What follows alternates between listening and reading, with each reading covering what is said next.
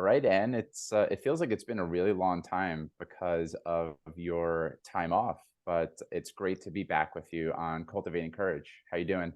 Yeah, likewise. Yeah, great to be back with you, Mike. I'm feeling a little bit refreshed, so can definitely highly recommend a little bit of time out for the listeners, for the people watching us today. It's definitely a good way to refresh and bring some new energy into the way that you sort of look at the world. Hmm. That's been my experience. So yeah, back in it, ready to go. Hmm. Yeah, I think that we can probably weave that into the conversation in some ways today, and I'll say what we're gonna get into and jam on. We were talking about it's not just coaches, but it seems to be in the air and in the water right now. It just feels a little bit like it's a slog to be, especially a solopreneur, trying to do things that build the business, but also how can we be where we are and that the present moment is all we really ever have. And so it's how can we kind of balance being with this striving, planning for the future, visioning energy. And I think maybe another way that we discuss this is when does it become spiritual bypass or outright complacency where you envision like I have good things coming my way, all the clients are coming, the money, the good fortune, and you have all these beautiful thoughts and energy, but you're not doing anything. And on the flip side, a lot of times we're kind of running around with like a chicken with its head cut off, and there isn't intention really behind it. So all of that is to say, it's how do we do this dance? How do we be where we are in the present while also having this striving forward motion energy? No, great framing. I love that. And both of those states can be kind of slippery slopes, aren't they? It's like really going really into the embodiment of, trusting what's coming, and like you sort of alluded to, whether it's affirmations or some sort of body practice. But if we go too far that way, it's like, okay, that then you stop taking the actions that are actually required to make something happen in the kind of the real world. And then the other way is hustling so hard that you end up giving yourself a burnout, which is not a good look if you're a coach who's supporting people with those kind of things. Mhm. But I think it's a really real challenge that our industry faces. And of course, this challenge can be applied to other things as well. It's not just being a solopreneur. It's whatever you're doing. It's that balance, that dance, as you say so beautifully, between those two, because we're probably going to be somewhere towards one side or the other at almost every point. But it's how do you sort of keep yourself on that path, dancing the dance in a way that's sustainable. Mhm. Mhm. Yeah, and it reminds me, so to make this not about just us and not just coaches, so many people, like when I started my career, I was very much working for the weekend and I was always looking forward to the plans I had or working for vacation. And what I have found is that it's the Ram Dass quote, right? Everywhere I go, there I am.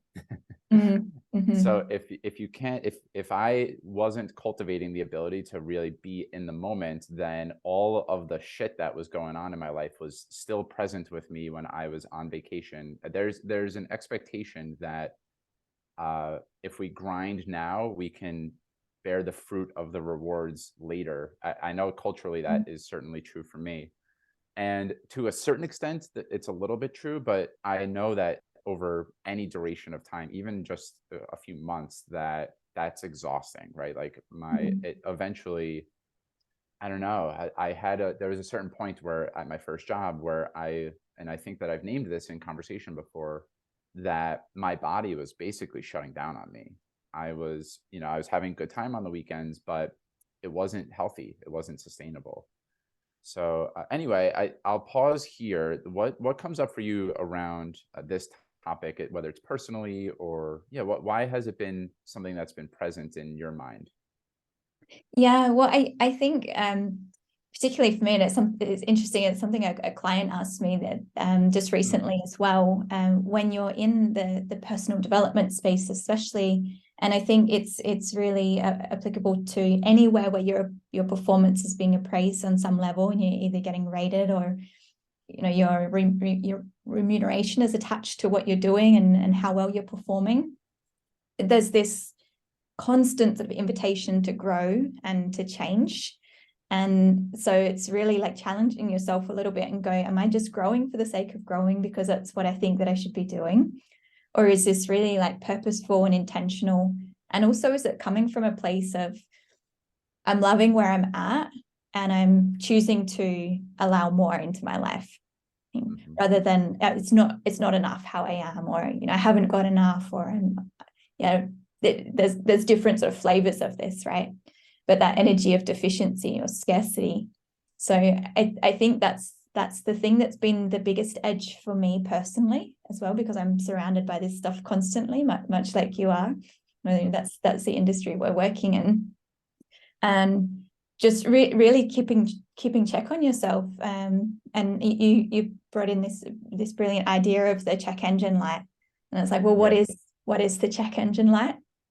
And I know for me, there's certainly some body signals that I've experienced as well. And, I had them during my finance career. There was moments where my body was also just really like, no, I can't do this anymore. And it's also shown up in my coaching business as well. I mean, how you do something is how you do everything. So there's been an interesting path for me to really learn and go, oh, wow, knowing isn't doing. I need to keep check on myself and make sure I'm doing okay.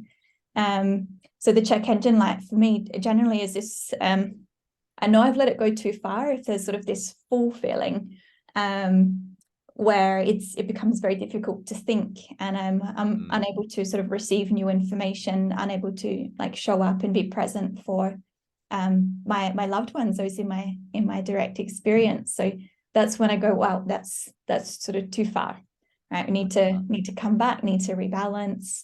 That might be time, it might be space, it might be looking at how I'm nourishing myself, am I eating the right foods, am I drinking enough water, all of these sort of back to basics kind of things. But I generally find also just my screen time is a pretty good indicator of how well I'm doing. I don't use my phone a lot during the day when I'm working.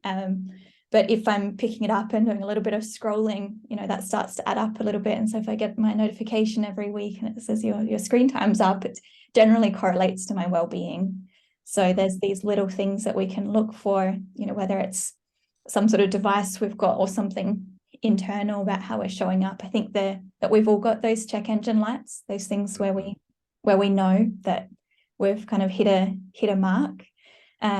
I had somebody say to me recently as well that they realized that they had a problem with sort of allowing sort of free space in their life, that white space as I call it, when they found themselves reading the news at the same time as brushing their teeth in the morning. It's like, okay, probably it's time to like lean out a little bit and just allow the mind to process, because we do tend to grab and fill everything up when things get too much. So there's lots of these little signs if we're aware and looking for them. Yeah, that's beautiful. I have a few more check engine lights where, and when I say check engine light and when Anne says check engine light, what we mean is these are maybe red flags or indicators that we are pushing too much or oversaturated and we're not really receiving what life is throwing our way, right? So for me, I've noticed this recently and it's been true. So clearly my check engine light is I'm teetering on the edge right now, but you're probably not expecting this one. If my thoughts are racing faster, or if a lot of times music gets looped in my head over and over again, when I'm settled, it's less likely that that's going to happen, that my mind is just looking for something to do all the time. And I think another version of that might be if I get an unexpected 10 minutes of available time, that my initial thought is, well, how can I be productive in those 10 minutes, right? Like, what's the thing that I can do? If I am doing that too regularly, then that's a pretty good indicator that I actually need to do the opposite thing. I need to go for a 10-minute walk, 15-minute walk. I need to do something where I'm checking back in with myself. So I think for me, if I am not conscious of, like you said, my diet, if my sleep is a little bit off, it becomes this vicious cycle. Then I don't take enough breaks, and then it affects my next night of sleep, and then my hunger and satiety cues are not exactly where they're supposed to be. And luckily I have a pretty good feedback loop in my body at this point. I do get a little. I notice if I'm more anxious. That's probably a good indicator that I need to slow it down. And Mm, uh, yeah, breath work and meditation are really crucial for me as well. And journaling. Journaling is one of the first things to go when I'm too busy. But anytime I'm at my best, I'm pretty consistently journaling about my experience of the day, reflecting. I think that it's really important. It's really challenging for me.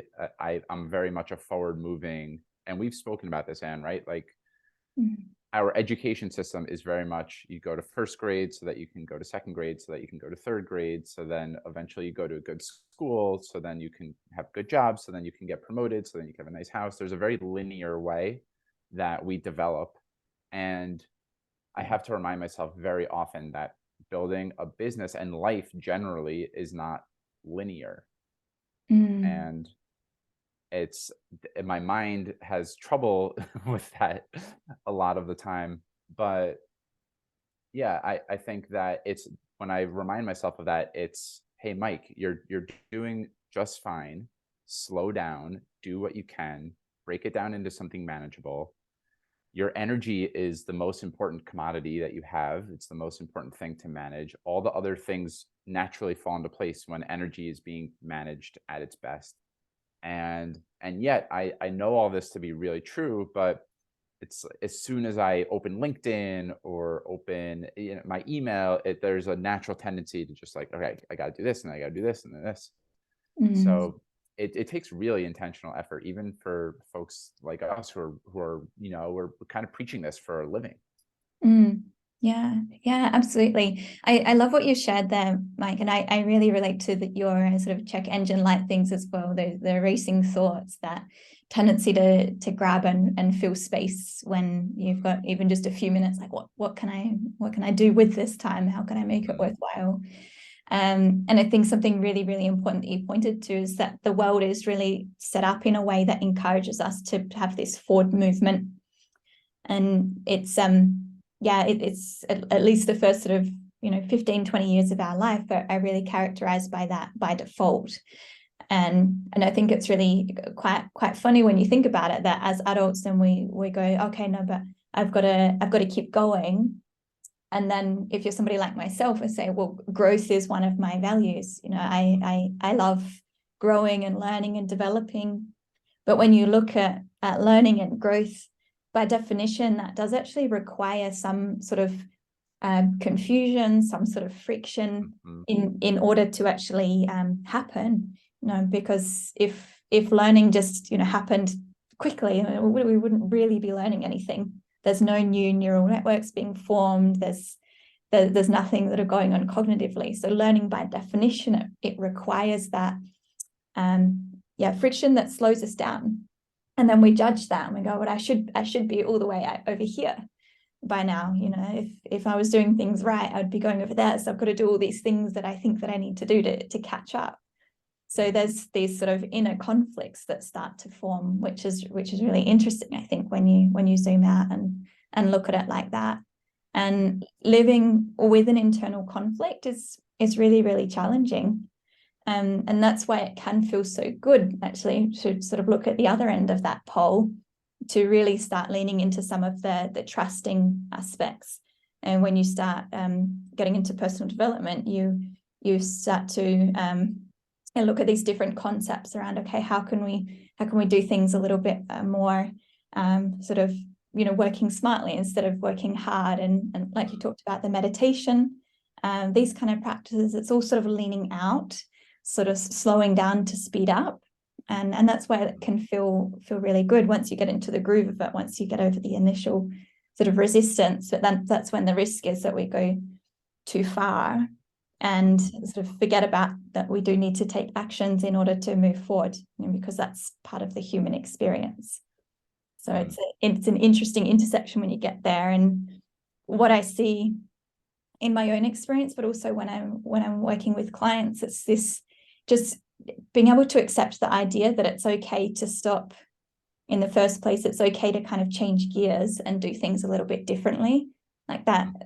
Just because that hustle energy's got you through so many years already doesn't mean that's the only one that's available to continue moving forward. So there's, as you said, it's a dance. It's moving back and forwards. It's knowing when to use what sort of tools and tricks to pull out of the bag in whatever moment. And that's why I believe these check engine light signals, knowing your own body signals, is so important. And we're all a bit different in that respect too. Mm-hmm. Yeah. From here, I would love to move into maybe what the opposite is. Like, how do we know when things are flowing nicely, and what are the circumstances that usually precipitate that? And an analogy that I have, I almost always go back to the gym, because I think we get it when it comes to weightlifting, in as much as if you work hard at the gym all the time, we know, it's like science has substantiated this for quite some time now, you're not giving yourself the rest and recovery that you need for the muscles to actually grow. And we don't really, I find that it's more elusive when it comes to mindset work and personal development work and inner work.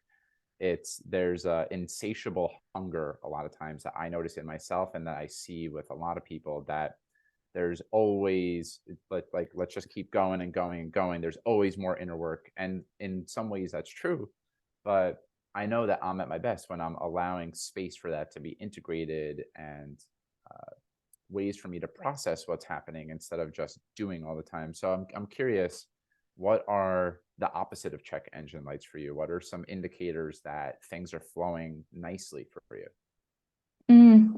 Well, so much of it for me, like at both ends of the scale, really comes down to energy management. Mm-hmm. So I know if I'm waking up in the morning and I'm feeling like I've actually slept, Mm-hmm. then I know it's going pretty well.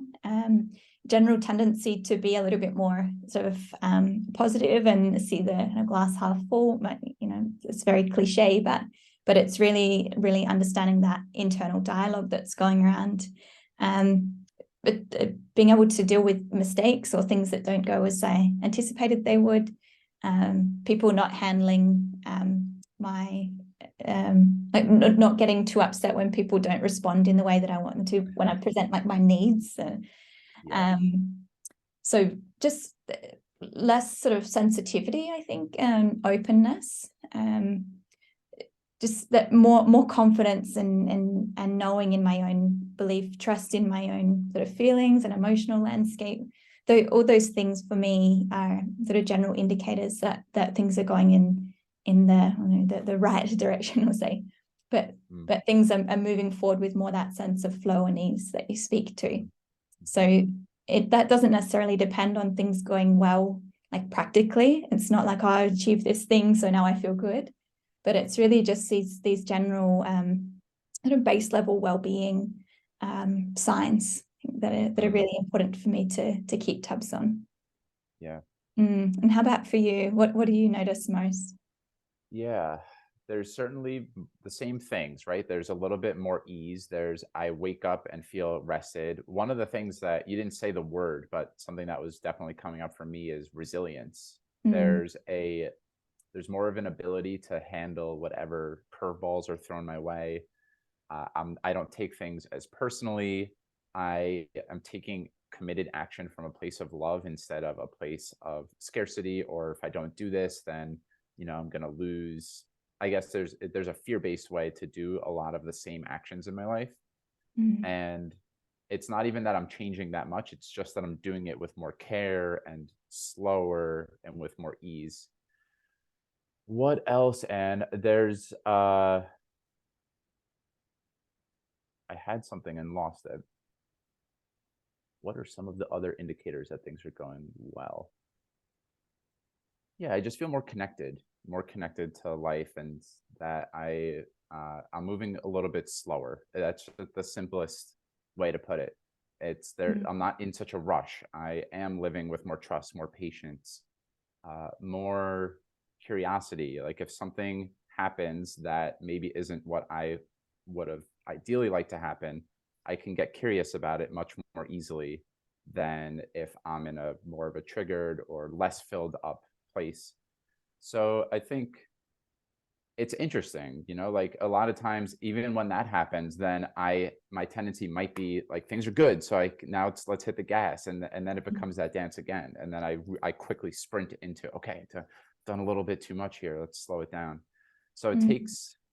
it takes a lot of, yeah, it takes a wherewithal to know that even when things are good, I'm gonna put it down at this time because I know that this is what's best for me long term. And this is one of my hugest opportunities for development for sure. Because if Mm. left to my own devices, I will always default to pick up the book, answer a few more emails, just do being busy for the sake of being busy instead of really slowing it down.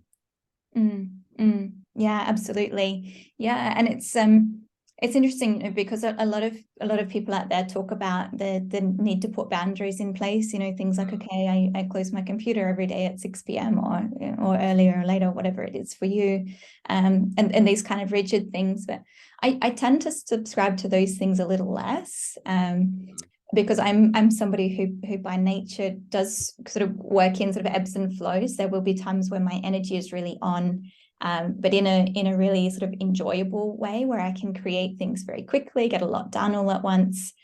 And so I think, like, sometimes for me personally, the question is, am I going or am I flowing?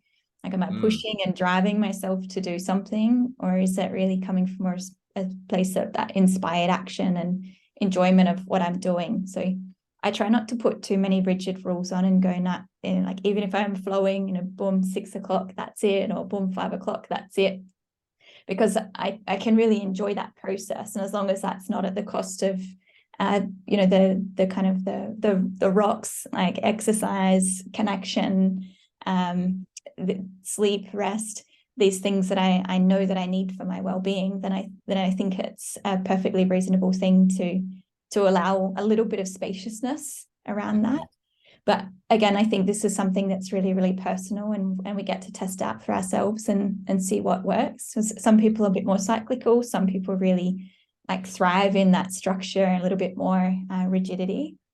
So Yes. knowing yourself is just so important when you're asking these questions, and seeing where you're at on that scale, versus Mhm. we sort of talked about as the hustle versus the trust.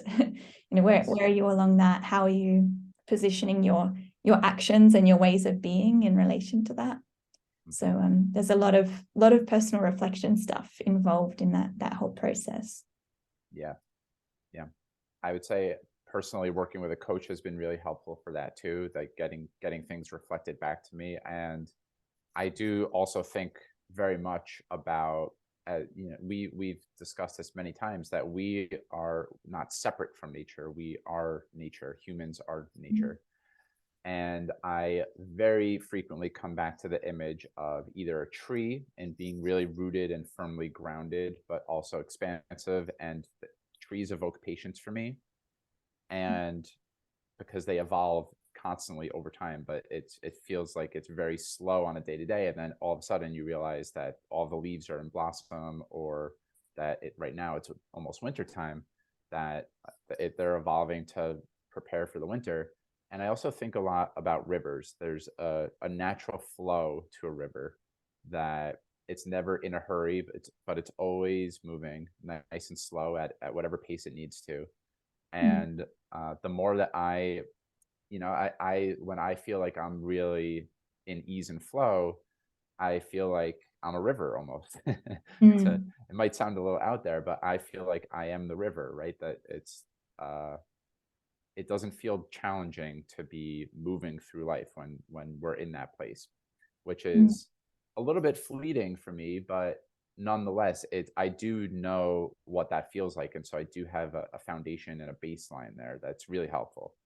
Mm. Mm. Absolutely. Yeah. And I think once we taste that, then we can go back to sort of where we were earlier in the conversation and look at what are the what are the ingredients to sort of precipitate those experiences. what are those little things that we can do to help bring that upon us? And knowing the sort of shadow side as well, like what are those little things that we do, those kind of little insidious things that we tell ourselves or do or don't do that might lead to us sort of losing out on a little bit of well-being and getting into a vicious cycle instead of a virtuous one. So Yes. it's yeah, it's so much of it comes down to self-knowledge, doesn't it? And having some sort of relationship and coherence with that voice in your mind. Mm.